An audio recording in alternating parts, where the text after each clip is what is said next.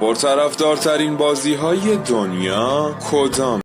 خب بگو ببینیم بابا دوستان.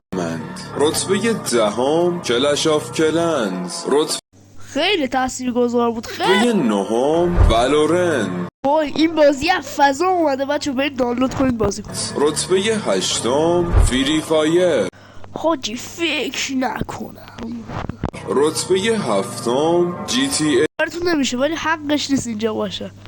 وی، رتبه ششم لیگ آف لیگ آف لجند مال دیگه چیه بابا؟ باریکلا. لجندز، رتبه پنجم کال آف دیوتی موبایل، بچه کال آف دیوتی پلیر رو ناراحت نشن.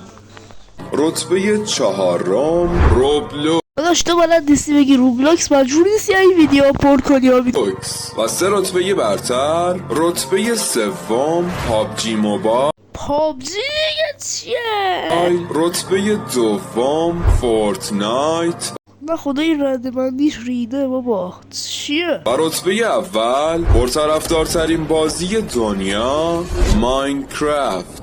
خیلی تاثیرگذار بود.